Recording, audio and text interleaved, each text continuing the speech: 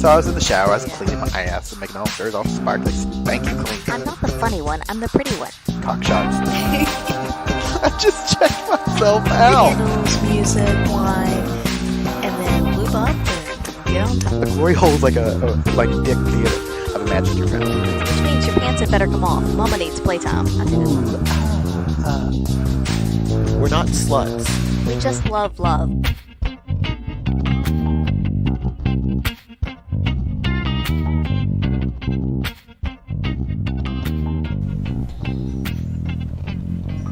Hello, hello, hello. This is Angela. And this is Bradford. Welcome back to another episode of By the By. Yep, hello. Yes. So coming up, February 15th, Oh, yeah. we have a pendulum We party. have a thing. Yes. Pendulum. Yes, pendulum party is coming up. So if you want to explore your bi-side, have a little bit of fun, if you want to watch, just want to come be yourself, and you're in the Sydney area, we'll be at our secret spot. That's right. It's always such a great vibe, such a great night. Looking forward to it. Yeah, It's like a little reprieve on the way to desire. I know. It's so exciting. Since, Life on the Swing Set Takeover was like a week's worth of pendulum parties, we have to have them, once in a while. So, Yeah, exactly. Yeah. So we're very much looking forward to this. February 15th. Yes, it's a Friday, That's right. right after Valentine's Day. That's right. What better way to celebrate a made-up holiday than by coming to a pendulum party and playing with others? Right. Get that up, yeah. I don't know. I'm trying to be Australian. That didn't sound very Australian, babe. Yeah. It's been a long day. It's the best. That's the best Australian I got. Yeah. So very much looking forward to that. Yeah. So come on out. Mm-hmm. Hello, people at home. I'm looking at the camera right now. Sorry, microphone people. I now have camera people as well. We're in an open relationship, microphone people. Yeah, I love it. These are our Patreon supporters out there. I gotta be honest, with the amount of effort and work that goes into putting these videos together, I'm considering just throwing it out there for everybody and then letting people support us on Patreon because they're nice, good people who like to support the arts. And it helps We're us. an art. It helps us to keep bringing this to you and doing the podcast. That's right. Which 'Cause is we love it, Yes, but it ain't free. exactly. Exactly. So yeah, cool. All right. So how are we doing? I'm doing good. Yeah. Are you ready for tonight's topic? No. It's not the most fun, sexiest, whatever of topics, but it's necessary. It's something that we want to keep talking about. It We seems have like talked keep about it talking before. about Yes. So we did an episode previously, number 22. Episode 22, way back On- in the past. Yes, that we talked about STIs, Yes. and we wanted to kind of revisit some of that. And We are revisiting STIs, We- which is never something you want to say. No, but we wanted to have a refresher and just kind of a new look at things now that some time has gone on. Yes. Yeah. Are you ready? No. People at home, microphone people, camera people, best threesome ever. Are we ready? We're ready. I heard it. They didn't respond. So, We're ready. all right, fine. Yeah. Full disclaimer, we're not doctors, medical professionals, whatever. No. Nope. But we speak with confidence. So you should listen to us. Right. And we say get tested. Yes. But yeah, all the information that we're going to go over today came from 3 sources. It came from who? I can see it in your eyes. I'll speak for the people at home. Who did it come from, Angela? Who? The World Health Organization. Who? The World Health Organization. Is it like a group of owls? Who? Came from the CDC for US-based data, and then for Australia-based data from New South Wales Health. So all of them have really lovely, concise documents on their websites that kind of just really outline the numbers. I say concise, they're actually quite long, but there's a lot of data there. Verbose, you mean? Verbose. Right. But the data's there, and it's presented actually in a lot of different ways that can be really fascinating for people who like to read and do research and look at things in different from different perspectives. So, I find it fascinating, but I know most people don't. All I can imagine is Homer leaning out of the car going, "Nerd! Nerd!" Mm-hmm. Yeah. Also, I can't stop looking at your cleavage. And every time you pick up that glass two-handed, which why? Because it's moist on the outside, and I'm afraid I'm going to drop it if I do it one-handed. But you like push your boobs together just to grab your drink. Well, I can put it between my boobs, and then I need a straw to drink from there, though. Yes, Yeah. you do. That's true. All right. All right. Let's dive into Let's this. jump in. I can't stall anymore. Okay. As much as I want to. So, overall trend, the rates of newly diagnosed STIs, sexually transmissible infections, is increasing everywhere. Well, Like worldwide, Australia, US, it's going up. US, there was a record high last year of almost 2.3 million new diagnoses. we should build a wall. I said last year, 2017, the last year that they have data compiled for. We should build a wall. That'll A keep wall against STIs. those bad hombre STIs out. Yeah. Oh, that's not, I mean, it's kind of funny, but it's not. I'm sorry. I'm sorry. I'll try to be better. I'm not going to be better. Well done, U.S. Yeah, And record I'm assuming high. it's worldwide that numbers keep going up, right? Yes, that's true. Of course. That's Well true. done, world. So worldwide, there's more than 1 million new diagnoses each day. There are 357 million each year for the 4 big ones that are reportable: chlamydia, gonorrhea, syphilis, and trichomoniasis. It's like the 4 horsemen of the apocalypse. All right. Yeah. So What those was the last one? trichomoniasis, You made that one up. it's a parasite. Ew! Wait! Sorry. I'm sorry. Look, I was okay with sexual risk and getting bacterias, and I was okay with getting viruses. I mean, I'm okay with the risk of getting bacteria and viruses. And I understand that crabs are a parasite, but you're saying that is this like a worm parasite? It's like a, it's a trichomonas. It's Trichomonas vaginalis, I think. That's a I don't worm. have it in front of me, so I'm going based Thank off of God, memory. because I don't want to see that shit.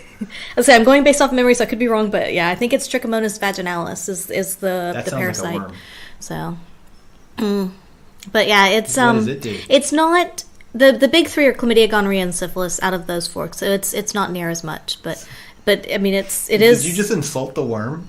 Maybe, but it's not as common, but it is still out there, and it's still a reportable STI for sure. That's Interestingly, though, HIV is not on the list. that is surprising.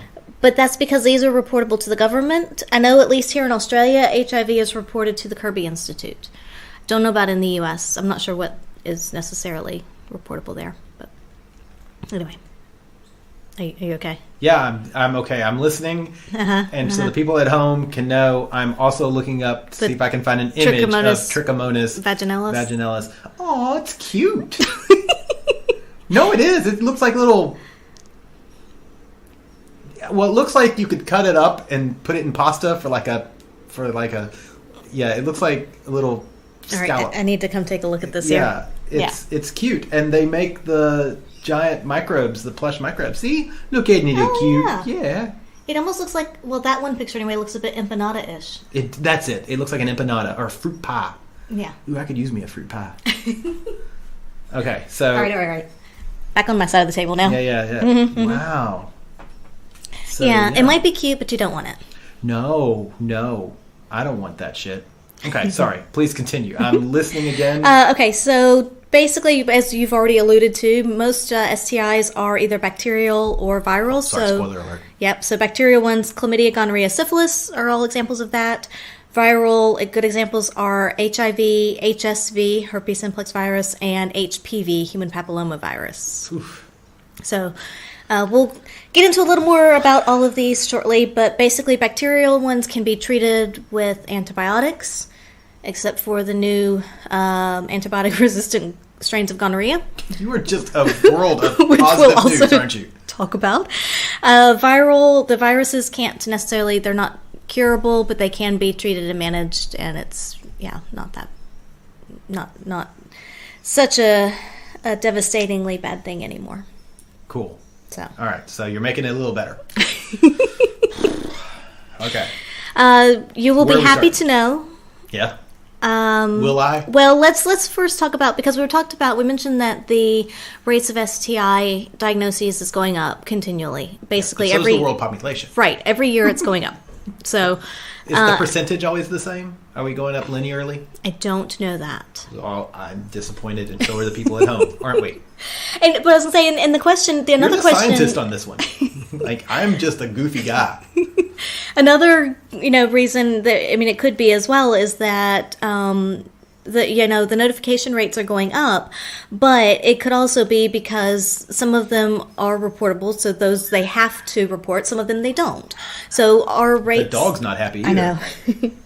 But so that means that like ones that aren't necessarily reportable, they are. We do have numbers around those, but how reliable is it? They could be high, they could be low. We don't really know because it's not required. Fair enough. So there's that, and there's also potentially more people are getting tested, at least in certain areas. I know there's been a big push and a big campaign, to get tested regularly, especially certain populations here in Australia are being targeted, like the gay population's been targeted for HIV awareness. Any men who have sex with men. Men who have sex with men. And so it is one of those things that, perhaps more people are getting tested. And so therefore, you're going to find more STIs the more you test. True. Okay. Potentially. I can accept that. It's not really clear as to exactly, are there actually more new STI infections, or are we just testing them and finding them, identifying them, I should say. So I don't know. It could be both. It's better to protect yourself than not. Fair. I do agree with that. But it's always kind of like, oof. Yeah. And also, the other thing as well, and we've seen it, I know a lot here, is that especially amongst the gay population, a lot of people are on PrEP. Yes. Therefore, some stop using condoms. What the fuck is wrong with you Which people? I don't really understand, but, because condoms will help protect you against other STIs. And PrEP only does HIV. Right. Only. And that's it. so I know that there's, some kind of awareness campaigns targeting that, that, you should still use condoms even if you're on PrEP, et cetera, et cetera. So maybe that's part of it as well. If the numbers are actually increasing, maybe it's because people feel like they are, quote unquote, safer because they're on PrEP. And they are against HIV. But, yeah. Oh, wait. Yes, my two-handed drink. Just watching you drink. It's like going to church. You will also be happy to know, you're not going to be happy to know, I'm not kidding. that many STIs are asymptomatic, especially early on. Great. That's great. That's Right. not great. So you That's may the opposite of great. That's horrific. So you may not show symptoms. For how long? It depends. Some of them, it can be a few weeks. Some, somewhere in here, I forget, was it syphilis potentially? Somebody was up to 10 years. Oh, good. We'll find it in here. It's always good to spread it to everyone you know before you actually have the symptom. But even if you're asymptomatic, science word, you can still test positive for it, right? Yes. Okay. See, Yes. that's why we get tested. And that's at why least you get quarterly. that's why you get tested.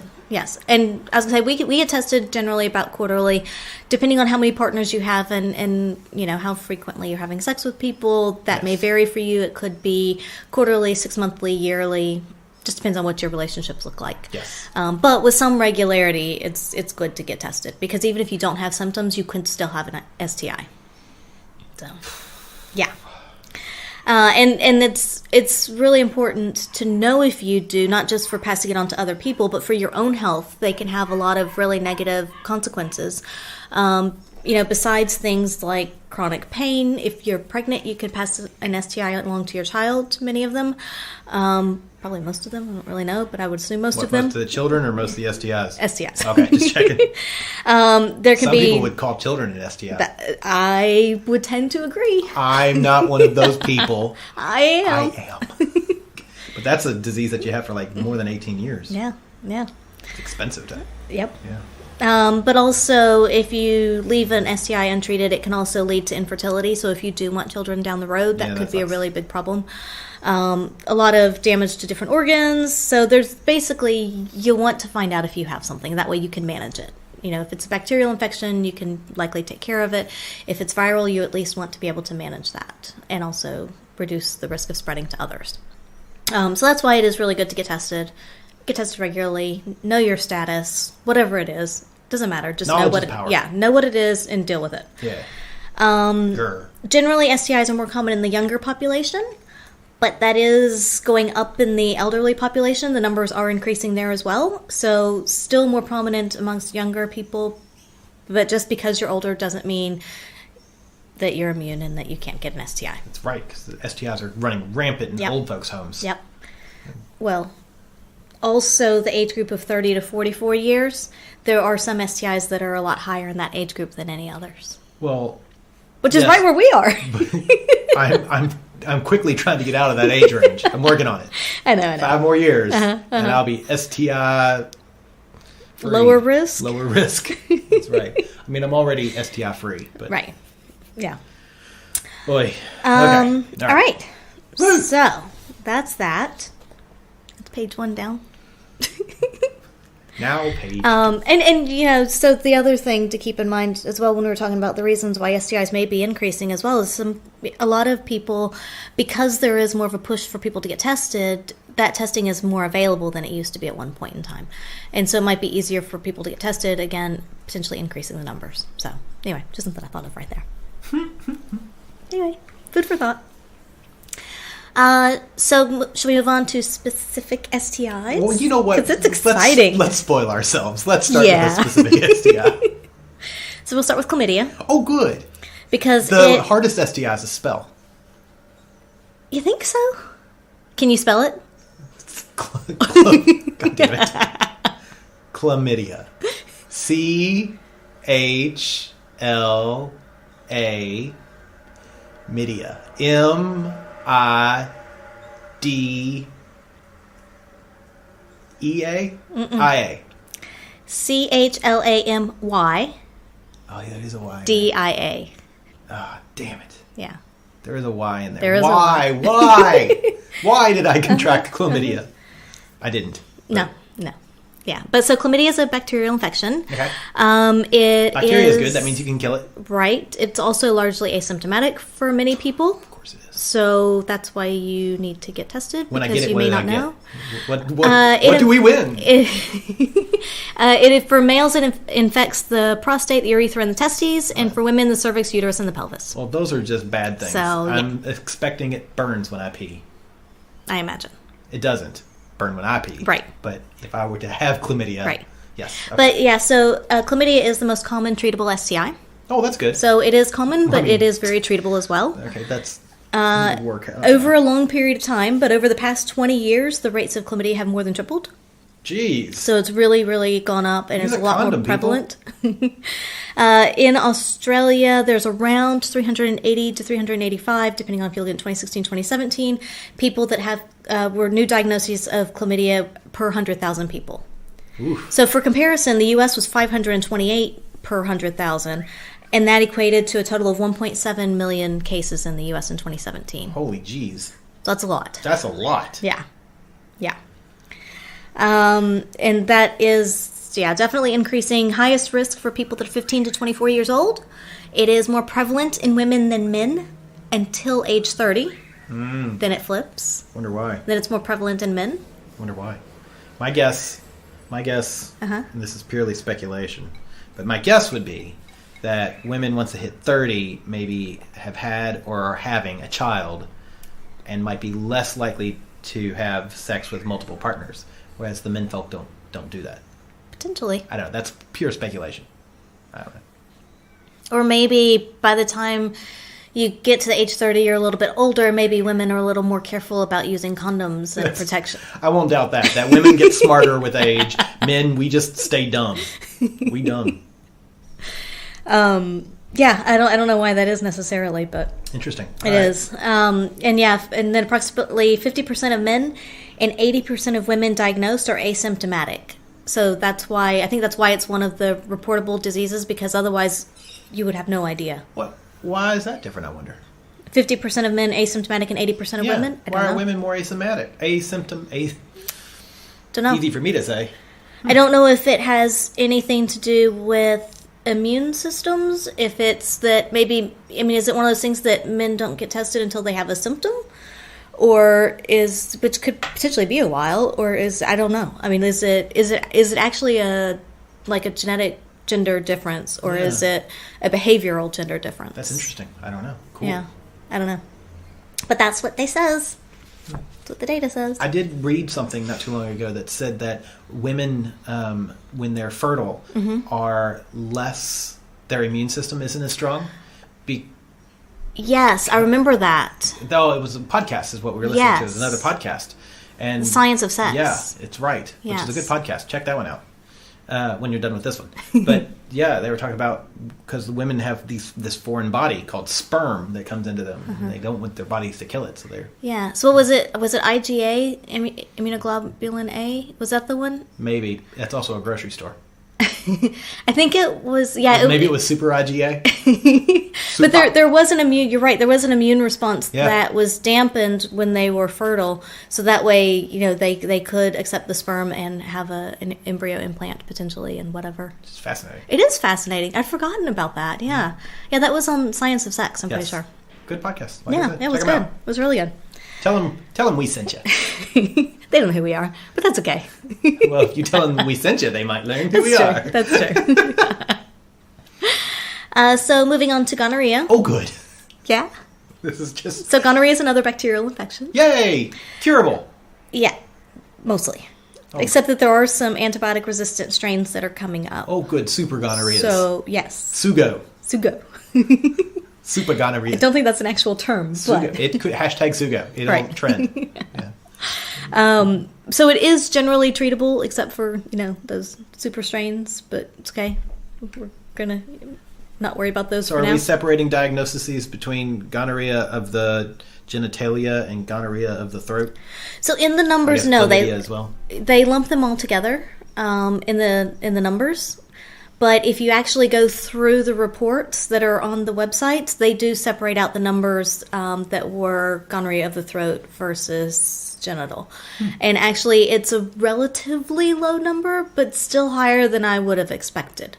I didn't write it down, so don't ask me what it is. But What is it? we have to pull up the report. I don't know. Let me get my computer. No, I'm joking. Because I still have it open on my computer. Of course you do. Well, I left the report open because Because I you like- wanted people at work to go, what the hell is she looking at? they wouldn't be surprised at my work. Probably not. But yeah, so gonorrhea is bacterial, generally easily treatable. That is also going up threefold since 1996. We've had a threefold increase. There were 118 people per 100,000 here in Australia, new diagnoses. In the US, last year combined, there were 555,000. So about a third as many as chlamydia. 555,000 gonorrheas. Actually, if I remember correctly, it was 555,608. That's so close. 555,608 gonorrheas. I didn't write that down specifically, but I'm pretty sure that's what it was. Well, So. well done. Anyway, so it's not as prevalent as chlamydia, but still it's a super high number. I mean, really, Super high. yeah. I think it's a super high number. Well, yes, it is quite the super high number. And Yeah. I also wonder how many of these people who tested positive for chlamydia are the same people who tested positive for gonorrhea. Because that's really bad luck. that thing. would be really bad luck. I'm not gonna say it's impossible, but it'd be really bad luck. Yeah. Yeah, yeah. Use a condom. So Get tested. gonorrhea is more common in men and those who have been sexually active in high prevalence countries, and here in Australia, those of Aboriginal and Torres Strait Islander background. And I thought it was interesting that on the World Health Organization's website, not falling into that trap again, I was just about to go, who? on their website, they do break down the numbers by country, so you can look at it by country, which I think is really fascinating. That's cool. And then on CDC and on the New South Wales, in the papers that they put out, you can look at it by region, you can look at it by gender, by age grouping. They really break the data out in a lot of different ways, which I find it fascinating to look at, especially if you look at, like in the U.S., the rates of STI infections are highest in the Southeast, where they teach abstinence and not proper sex education. Or at least they did when we were going through school. I'm assuming it's probably not a lot different. I'm but going to assume it's not changed. yeah. Let me tell you, abstinence does not work. Look, even Mary got pregnant and she was abstinent. So abstinence. How is that logic? It doesn't work. It doesn't work. That's Just very saying. true. That's very true. Okay, Cool. so moving on with the gonorrhea. As 75% of cases occur in people that are 15 to 34 years of age, so definitely much higher risk we're if they're safe. younger. We're out of that range. And in the younger age group, 15 to 19 years, women are more likely to be diagnosed than men. But after that, men are much more likely than What women. was the age on the women's? 15 to 19. Again, it makes me wonder if that's because they're going into the doctors for other reasons. Are they going in specifically to get tested for an STI, or are they going in for another reason and getting Like tested? getting birth control or Yeah, something. exactly. Yeah. Yeah. Just curious. Yeah, That's a good question. I know. Yeah. There's a lot of reasons. We don't know Yeah, where interesting. all Yeah. this comes from. Yeah. We should science the shit out of this. Yeah, we should. We're probably not going to, are we? Probably not. But if you're listening and you're a scientician, do some science. Well, that would be more social science, wouldn't it be? You could get. It sounds like a PhD project. If I'm as the resident advisor for PhD students here at this table on this podcast, I would suggest that this is PhD project gold. I'm also pretty sure that somebody probably has, but They I may don't have know. started it, but get out there and get it done quick. Sorry, go ahead. Okay. Syphilis. Move on to number 3. Oh, good. I mean, this one sounds great. This is the one that makes parts of your body fall off. This is like sexually transmitted leprosy.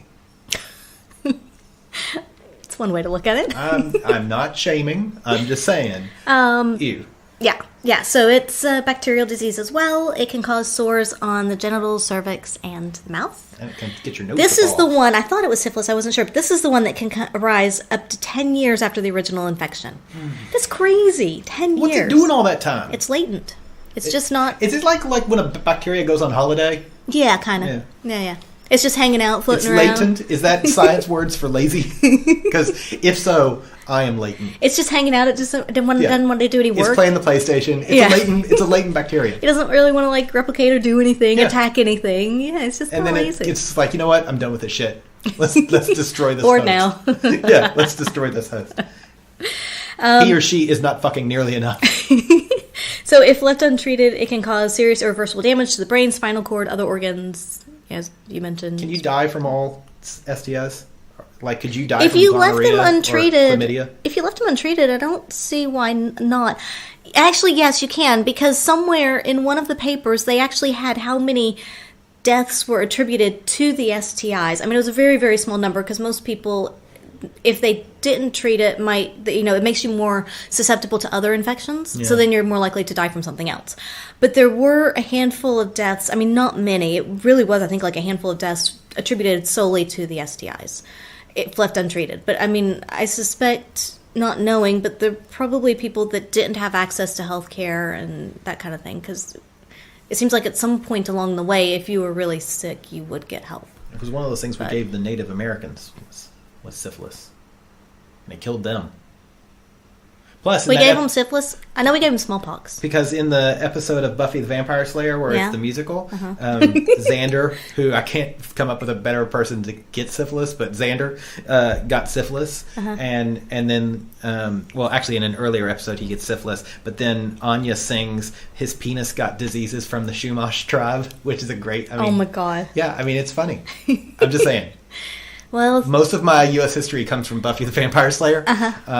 Yeah, it's all right. yeah. His penis got diseases from the Shumash tribe. It's great. At least you're getting history from somewhere. I know. That and the dollop. The dollop, we do get a yes. fair bit from the dollop. How many other podcasts are we going to plug in this episode? I don't know. Maybe we should see how many we can do and see if we can get a record. Start a record high on this one. Oh my God, Okay, this is so great. syphilis is less common than chlamydia or gonorrhea. The question I also have on that is that typically if you go to the doctor and you ask for an STI test, here anyway, they will very often just do chlamydia and gonorrhea. Unless they have reason to suspect something else. So if you're, a man who has sex with men or whatever, if you're have multiple partners, if you specifically ask for a full panel, they'll do a full panel. But if you just I just want to do a quick checkup and just make sure, then they'll often just do chlamydia and gonorrhea, which means that things like syphilis could get missed. And I know the numbers aren't as high, so... Well, I never thought I'd be happy to be a high-risk patient. So, Just saying. I mean, you can ask, to have a full panel done. And I don't know what it's like in the U.S. I don't know if they typically just do the two most common, or if they will always do a full panel. But it's definitely something worth asking if you do go in for STI testing. Make sure that you do get as much tested as you possibly can. And, talk to your doctor about it and just tell them, look, I guess it depends on how honest you can be with your doctor. We're fortunate in that we are very open and honest with our doctor. we also go to a clinic here in Sydney where we can be very honest with them about our sexual practices. Yeah, I always like going to mine because he's cute. Yeah. And then, he asks questions like, do you have sex with men and women? I'm like, yeah, I do. He's like, how many in the last 3 months? And I'm like, excuse me, let me get out my calculator. Start pulling out the little black book and flipping back. I don't actually do that. Okay, so syphilis is 7 times more common in men aged between 40 and 44 years. 40 and 44 years. Yes. That is a very specific age It range. is. In that age group, there were 26 people per 100,000 here in Australia diagnosed. 40 and So it's very 44 low years. rates compared to the other It two, is. but still. But I'm confused as to why that age range. Is that like what we get for our 40th? Oh, happy 40th birthday. Here, have some syphilis. But it is higher here in... Well, I guess that was amongst that age group, though. Never mind. Because I was going to say, in the U.S., it was 9.5 per 100 people per 100,000 people. So 30,000 new diagnoses in 2017. Poor half a person. So, well, it's per 100,000. Oh, I guess so. You're meaning there'd be like you had 200,000 people. 19 people yeah. and 200,000. Yeah. That makes more sense. But yeah, so syphilis is more common in men, as particularly men who have sex with men, and Indigenous Australians in remote locations. So again, is that because of access to testing? Is it? I don't know. I still want to know how these are tested. Is it people going in to be tested for STIs, or are they going in for something else and just happen to get tested? And then they for do STIs? like a full panel of whatever. Or they're showing something like I'm sick, I don't feel good, it burns when I pee. Yeah, I don't know. I don't know how most of the diagnoses come. I'm sure probably somewhere in all the data they dig through I mean, I know they had locations of where the data was collected, but they may say specifically clinics, GPs, hospitals. It probably is in there. I didn't dig that far because I didn't anticipate that question. Yeah, sorry. Next time when we do STI number 3 in like a year or two, I'll it is look it up interesting and see. looking at listening to these numbers. Like, so basically, if you're a human being that has sex with multiple human beings, you have a better chance of getting an STI. Heck, I think you have a better chance of getting 2 STIs than you do winning the lottery. Probably. Think about that, swingers. Probably. Get tested. Yeah.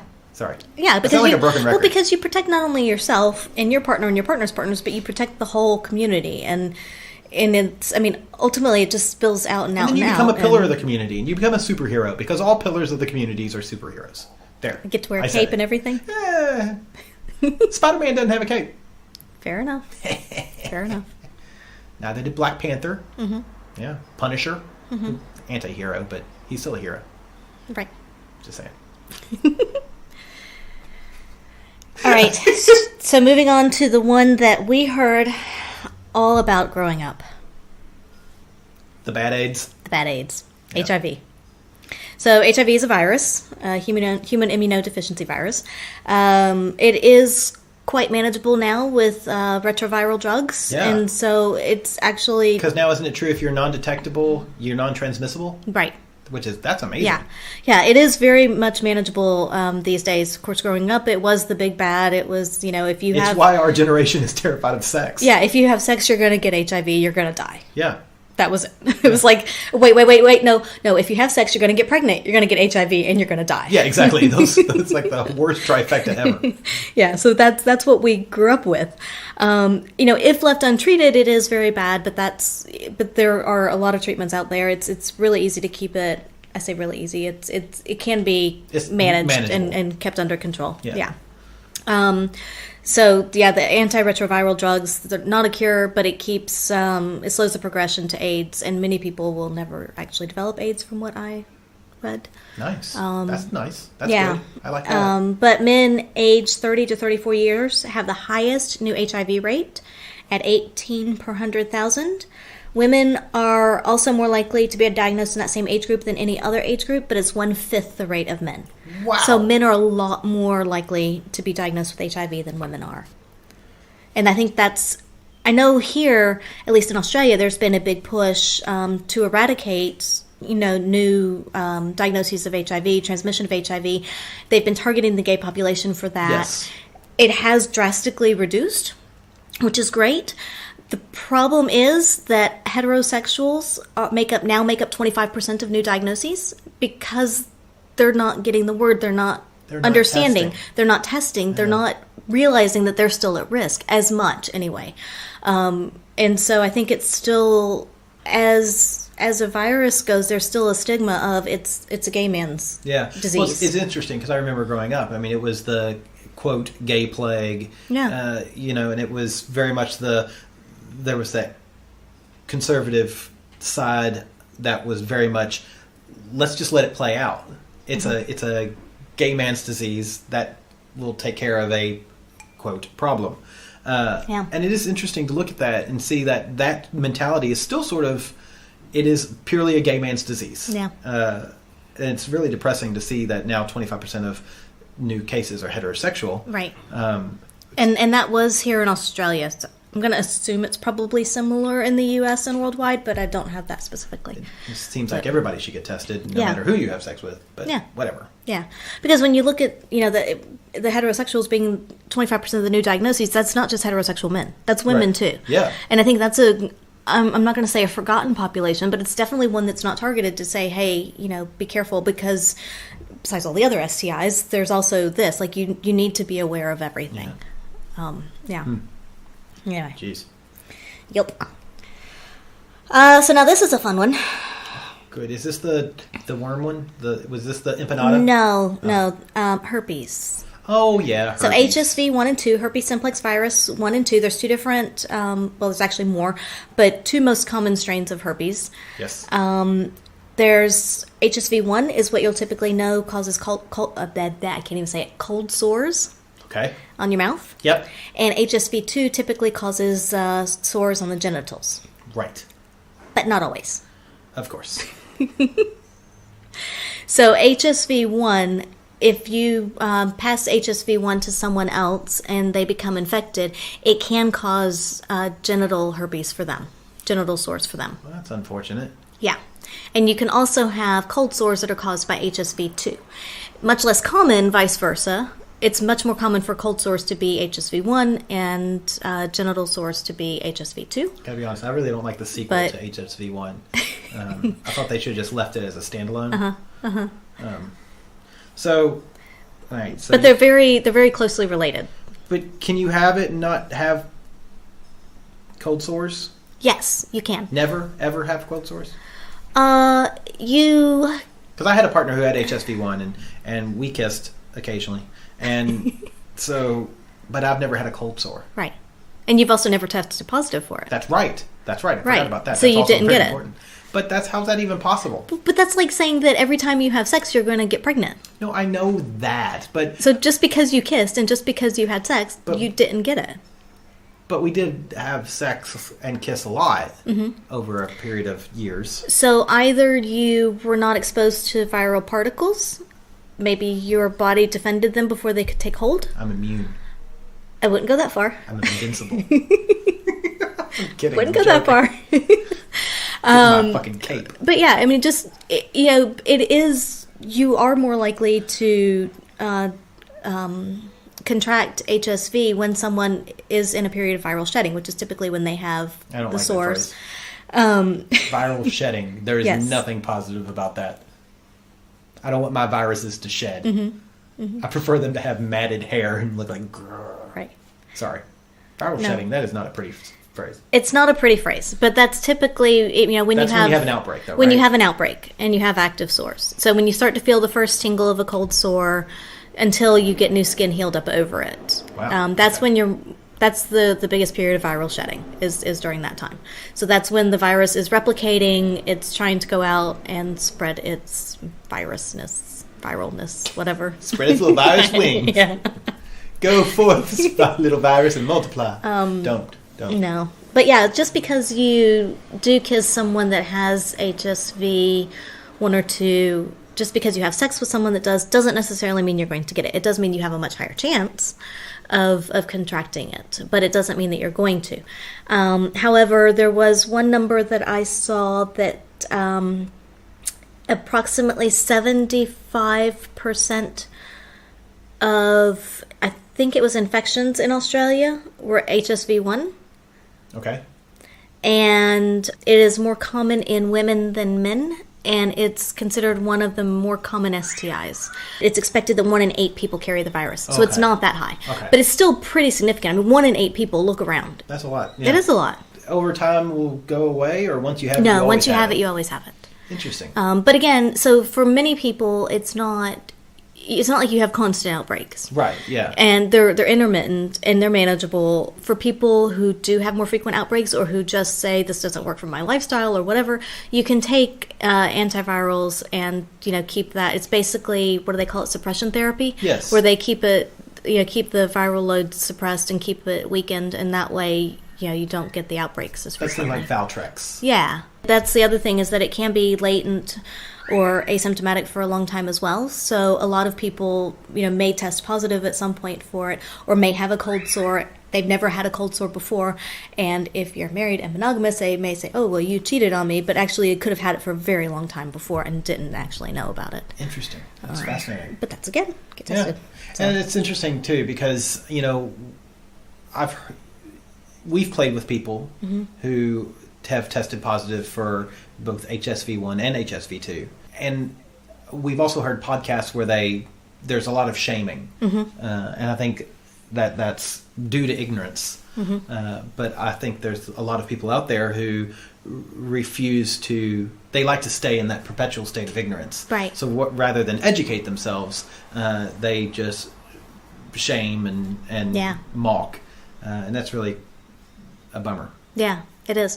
But like I said, we've been in play situations with people who have HSV1 or HSV2, and you take appropriate precautions. And if there's I know, like, one of our partners recently had a cold sore, and so she was just like, no kissing, no whatever, and she was just like, I'm just going to watch, and that's okay. But you take appropriate measures depending. But it's not. Yeah, like you said, there is a lot of stigmatization, and I mean, with a lot of STIs, but particularly with herpes, there is a lot of stigma. It is one of those things that educate yourself, folks. Get yourself tested and educate yourself. And we know couples where one person may be positive for HSV and the other one's negative. Yeah. So just because you have it, again, doesn't mean you're going to pass it on to your partner, like exactly. you were talking about with your previous partner. Yeah. I'm Jace. I'm Emily. And I'm Dedeker. And with our powers combined, we are the Multi-Amory Podcast. If you're happy with the same old ways of dating, if you enjoy sucking at communication, and you have no desire to improve your romantic life, then our podcast might not be for you. But if you want some out-of-the-box ideas to deepen your current relationships, broaden your sexual horizons, develop a better understanding of yourself, or learn more about non-monogamy, then come check out the Multi-Amory Podcast on the Swingset Network at swingset.fm, the Swingset FM Android app, or at multiamory.com.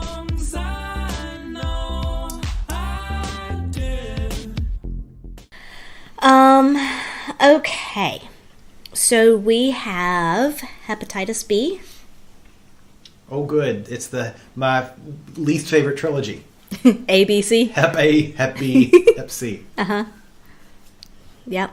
Do you know the differences between them all? One has an A, one has a B. One did better at school than the other.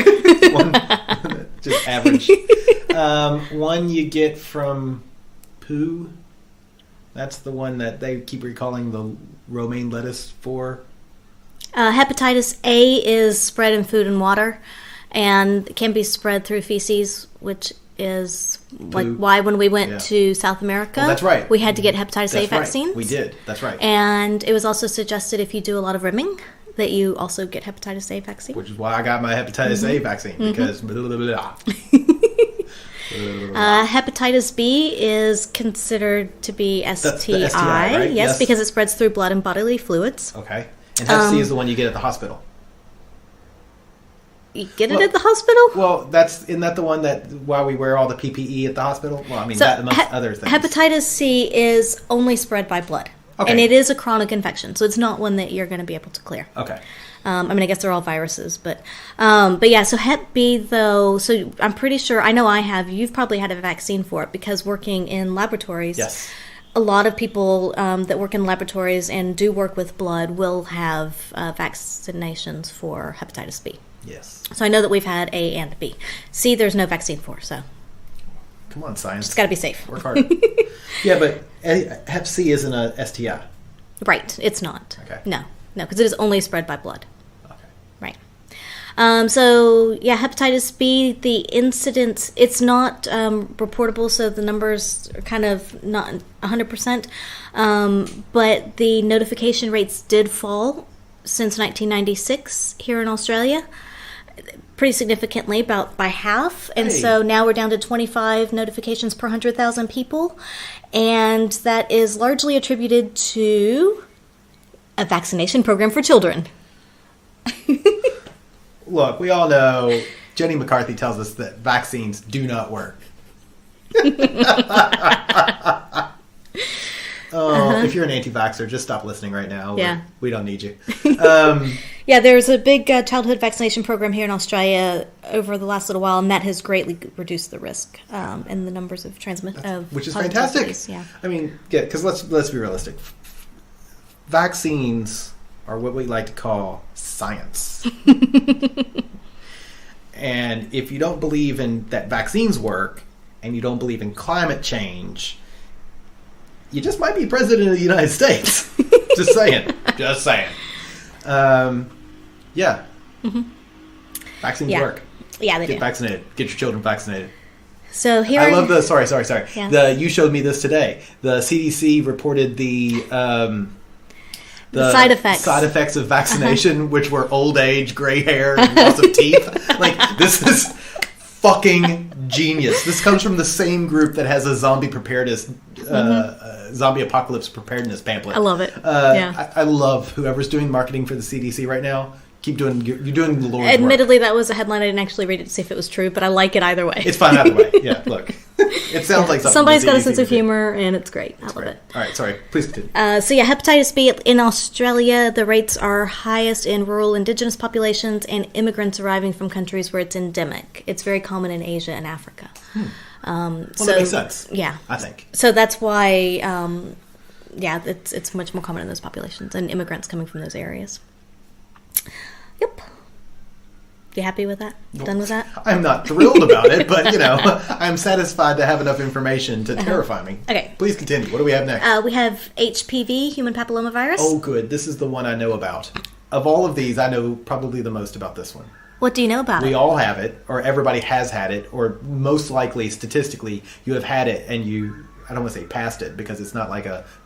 Up to 80% of the population will have HPV at some point in their life, both men and women. Yes. A lot of people think it's only women get it, but it's not. Everybody gets it. But some of them cause cervical cancer. Yeah. And then some of them cause genital warts. Mm-hmm. Do you know how many strains of HPV there are? 525,600 strains. That's a bunch. I'm going to say... Do you have an exact number over there? I don't have an exact number. Oh. Well, then I can guess any number and I'm right. I have a... Ballpark? A ballpark. More than 80. Yes. More than 100? Mm-hmm. More than 200? No, I don't have that. I just have more than 100. Oh, okay. Well, 200 is more than 100. That's true. It's very true. So my first guess of 500... Pretty sure if it was that close, they would have gone up a few steps. Fair enough.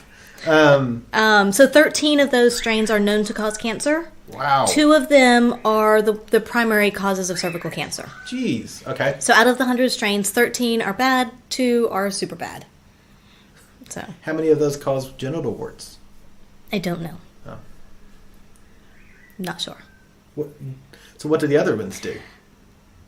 I mean, are they bad? I'm going to assume that most of them can cause genital warts. Okay. But the thing with HPV, like you said, is that while more than 80% of the population will have HPV, a strain of HPV at some point in their life, most of us will clear it within a year or two. And so why do we clear some viruses but not others?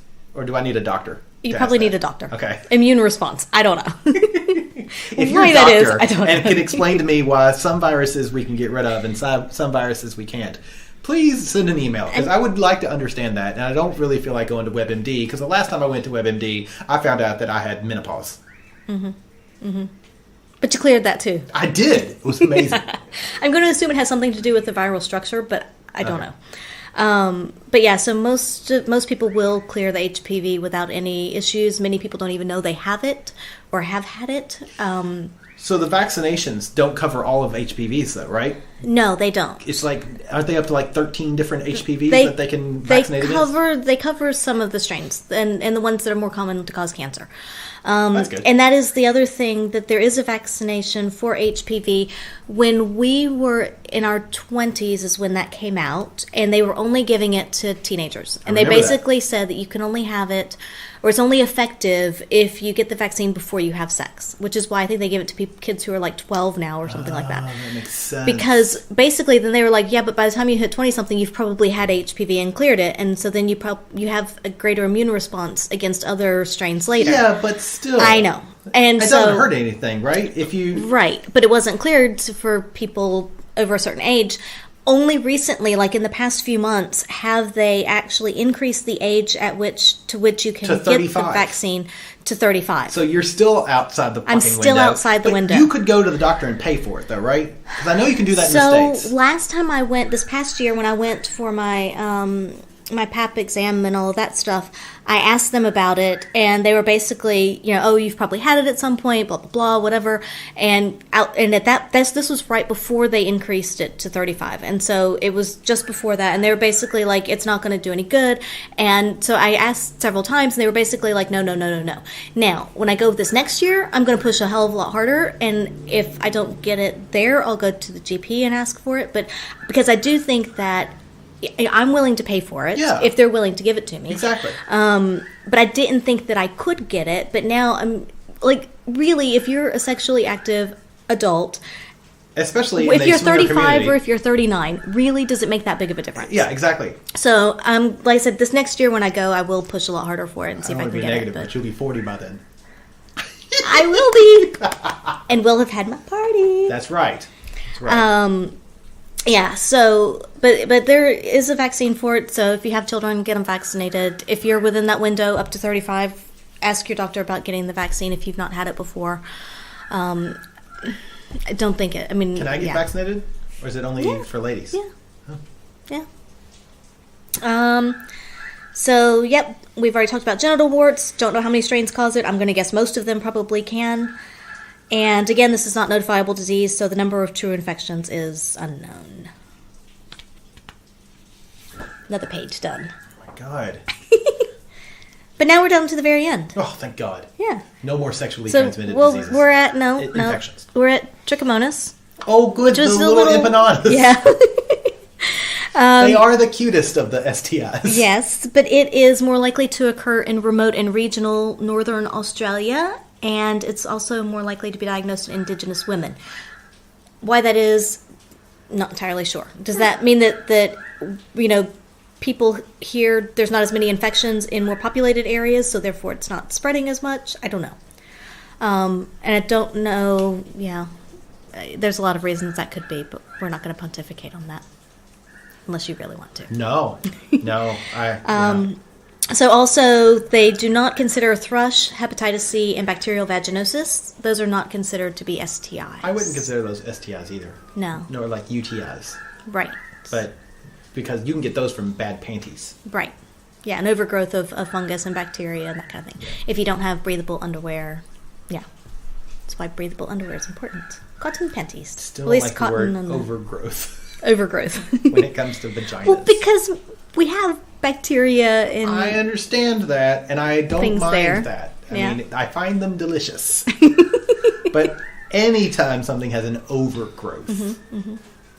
So, an interesting thing that I saw on, I think this was potentially Australia's website, the New South Wales Health one, in that paper, but they were talking about STIs and traveling abroad. Basically, foreign travel, so this is what it says from the paper. Foreign travel is in many ways related to the spread of disease. Yes, Duh. true. When traveling abroad, people may feel less inhibited because of a perceived relaxation of social and moral constraints, leading to changing and potentially unsafe sexual behaviors and resultant exposure to STIs. So basically, when people are traveling abroad, reduced inhibitions, they don't care as much, they're less likely to use condoms, more likely to spread STIs. So basically, even if you're traveling, follow the same practices as you would if you're at home. Basically, that's the moral of it. Yeah. That is... Because there are different rates in different places. Like we talked about with hepatitis, it's endemic in some areas and not others. Yeah. And so it is going to be easier to I contract. find that remarkably dumb. It's funny. It's sort of funny. I mean, but it's dumb. It's sad, is what it is. Yeah. Is that people, are not going to necessarily use as much protection as they would if they're at home. Yeah. Or maybe they're more likely to have sex outside of their relationship than they would at home. Yeah. That could be as well. And if it's not something you normally do, you may not be prepared, or excuses, whatever. Yeah. Wow. Mm-hmm. All right. Well, so next time we travel abroad, take a condom. Yeah, exactly. Get tested when you get home. Yeah. And that's the thing, too, is, when you get tested, of course, they ask how many partners have you had in the past, 3 months, 6 months, whatever it's been. And if you do test positive for something, go back and listen to episode 22 if you want to hear. I tested positive for something. Which ended up being a false positive, but yeah. Hey, false positive is still positive. But the thing is, though, that while we thought that you were positive, before we found out it was a false positive, we'd already contacted several partners. Yes. And so it is important, if you do find out that you have an STI, to notify the people that you've been with, anybody you may potentially have spread it to.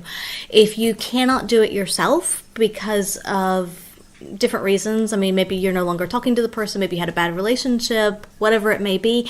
There are notification services that will do that for you. Yes. Many of them will send a text or an email.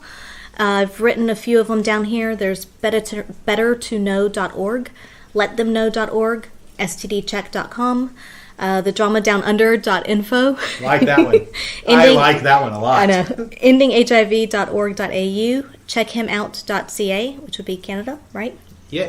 Don'tspreadit.com. So there's a lot of different ways that a lot of these sites that you can go to that can let people know if you don't want to actually call them, text them, talk to them, whatever. But whatever the method is, if you have tested positive for something, please let your previous partners know so they can get tested and they can have their partners tested. And it's that whole snowball effect of making sure that everybody's as safe as we can be. Responsibility. Yes.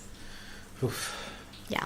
So there's a lot of information. I know it's a lot of numbers and it's a lot of bad stuff, but it's still better to know and better to have the information. I know. Knowledge is power, and I've been very cynical and sarcastic, and I mean, that's your usual state. That is my usual state, and I'm not going to apologize for it. However, I do agree that it's important to know this information, and it's important to know yourself and your body, and to be ready to... the more healthy you are, the more you can play, I think. Well, and I think it's also good to know what the risk is so that then you can assess how you want to play. Yes. And that'll be the upcoming bit is looking at what the risk is and then what measures do you want to take to protect yourself and how much risk is acceptable risk. Yeah. And I think one thing that, for me, a takeaway that I would want people who listen to this to take away is that there is no shame in STIs. No. It's not like you're not guilty of anything. I mean, you may have made a bad decision and perhaps played without a condom, but condoms aren't 100%. They're not 100%. And so, nothing is 100% except for abstinence. Mm-hmm. And we all know how abstinence worked for one very famous lady. You may have mentioned her earlier. I may have mentioned her earlier. But, it is one of those things that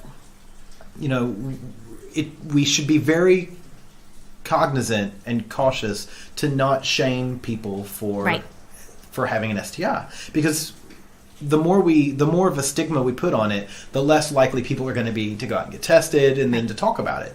I don't see there as any shame or stigma to either being diagnosed or living with an STI. No, it's about knowing the risk and knowing and trying to help people make informed decisions. Right. Yeah. And again, for us, having an STI does not prevent us from playing with people. No. It just changes what that play might look like. Yes, it may change how we play with people, but it doesn't mean that we're not going to. And I will say, things like chlamydia, gonorrhea, stuff like that, mm-hmm. we're all about waiting. Mm-hmm. That just means, okay, well, we wait a week until the antibiotics. Of course, of antibiotics is done, and but things like HSV1 or HSV2. That doesn't prevent us from playing with people. No. And I don't think it should prevent people from playing with other people. No, again, it's just about being informed and deciding what that Yeah. play should look like, and also evaluating what your acceptable level of risk is. So, Because like I said, we have heard people shame. yes, it happens a lot. It does happen And it a lot. shouldn't. And it shouldn't. Because that shaming, I think, comes from ignorance. Yeah. And Absolutely. occasionally stupidity. And remember, the difference between ignorance and stupidity. Ignorance is not knowing. Stupidity is knowing and not caring. And still being obnoxious. So, Yep. neither of those are sexually transmitted. Thank goodness. No, they're genetic. Well, that might be worse. So, yeah. I don't know. Any other wise thoughts on the STI discussion? No, I think I've done enough talking. Well, you've talked a lot. I'm impressed. So, we will link to all of these services where we talk about Yes. how to tell partners. The notification services. That'll be in the show notes here. Look around for places you can get tested. Your GP can test. If you're not comfortable talking to your GP, go to your public health services. They will do it as well. I never thought I would say this. If you're lucky enough to be a man that plays with men, I thought I would say that. But you have a benefit. You are better than others in that most places will test you for free. Yeah. Because you are, as the numbers have shown, at the greatest risk. So for me, as a man who plays with men, I go and it's government subsidized, so it's all funded. It's completely free for me. It's completely free for anybody, I think, here in Australia. But in the U.S., It's easier for you. it was easier to get tested for free because I was at greater risk. Right. So go get tested. Search out local places to get tested. If you have questions, comments, concerns about this podcast subject matter, please don't hesitate to reach out to us. Yep. Like we said before, we're not doctors. We're pretty experienced with being tested. So if you are curious as to what that looks like, don't hesitate to reach out to us. Yeah.